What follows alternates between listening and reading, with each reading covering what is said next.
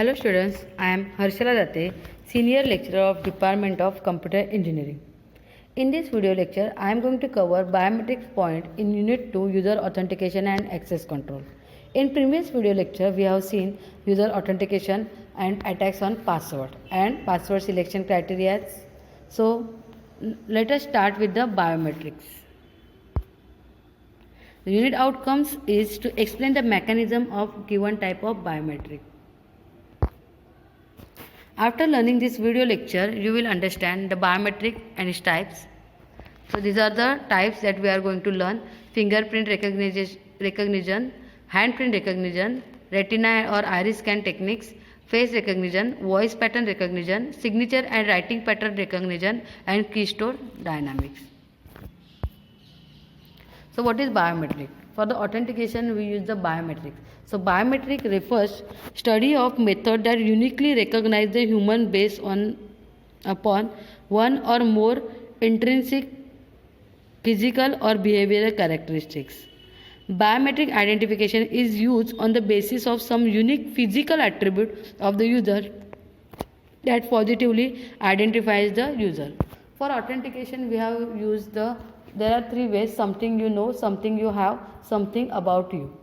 So something you know is nothing but your username and password. Something you have means what? And you have means what? Lock and key and your username and password. And something about you is nothing but your physical characteristic, means your biometric authentication system. So these are the different types of biometrics: fingerprint, handprint, retina and iris scan, face recognition, voice pattern recognition, signature and writing pattern, and keystroke. These are all the related to the physical attributes of the human. So this is the first. Let us start with the fingerprint recognition. This is a common biometric system diagram for all biometric system.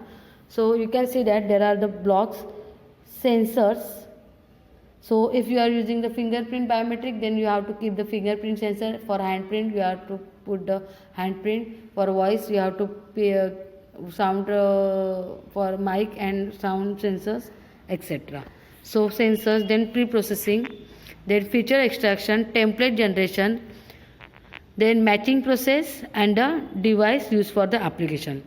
Let us describe this whole diagram with the fingerprint recognition. So fingerprint identification is one of the most well known and publicized biometrics. Take an example: if your college is having the fingerprint attendance for the college attendance, then how fingerprint recognition system will work with the help of following diagram that we are going to see now. So whenever you enter in your college, first you have to register in that system. So some person will take your fingerprint,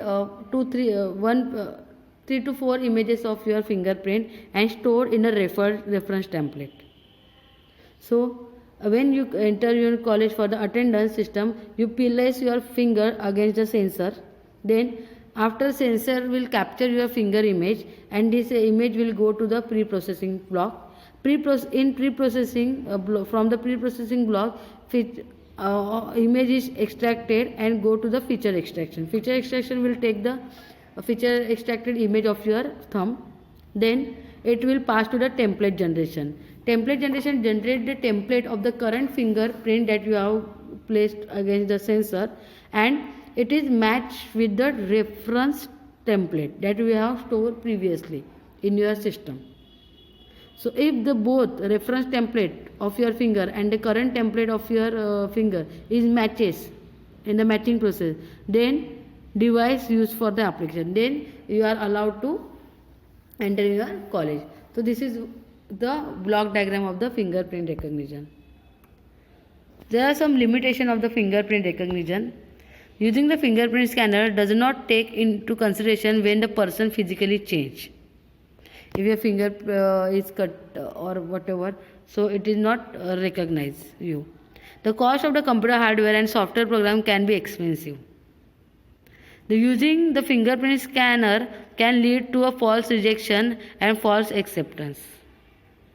It can make mistakes with the dryness or dirty of the finger skin as well as with the age. The next method is handprint. So you can see that handprint is a handprint. For handprint recognition, you require the big scanner, so it is a very costly as compared to fingerprint. So handprint is nothing but the combination of 5 fingers and your palm. We use the geometric features of the hand such as length of the fingers and the width of the hand to identify the individual. As the handprint scanner is expensive, then you can use this handprint recognition system to access the very important or sensitive information or system. Next is a retina or iris scan. A retinal scan is performed by casting the unperceived beam of the low energy infrared light into a person's eye as they took through the scanner's eyepiece. In a retina scan, user place their eyes in front of the scanner. The human retina is a thin tissue composed of neural cells that is located in the posterior portion of the eye.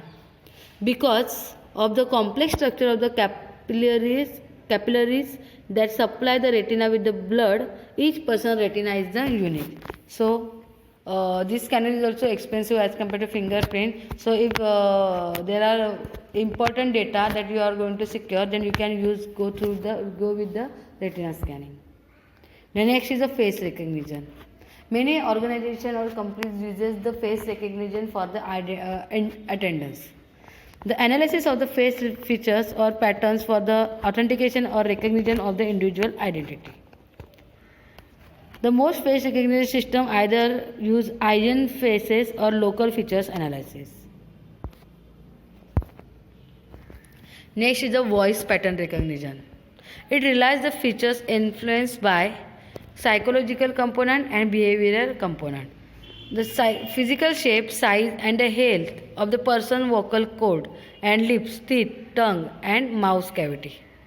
Behavioral components are emotional status of the persons while speaking, accent, tone, pitch, pace of the talking and mumbling, etc. So in voice pattern recognition, we require a voice recognition system which recognize the voice of the user to allow the access to any system or organization. The next biometric technique is a signature and writing pattern of recognition. This technology consists of the pen and a specialized writing tablet, both connected to computer for template comparison and verification. The high quality tablet can capture the behavioral traits such as speed, pressure and timing while signing. So in this recognition, we didn't only recognize the signature or writing pattern of the user as well as their while writing or while making the signature, system also consider the speed, pressure and the timing also. The next is the keystrokes. This biometric analyze the candidate's typing pattern, the rhythm and the speed of the typing on the keyboard. The dwell time and the flight time measurements are used in the keystroke recognition. A dwell time, it is the duration of the time of which the key is pressed. And the flight time, it is the time elapsed between the release of the key and the pressing the following key. So this is how the keystroke recognition is happen by calculating the dwell time and the flight time. Thank you. In this video lecture, we have seen what is the biometric and what are the types of the biometrics. In next video lecture, we are going to see the access control policies and access control methods. Thank you.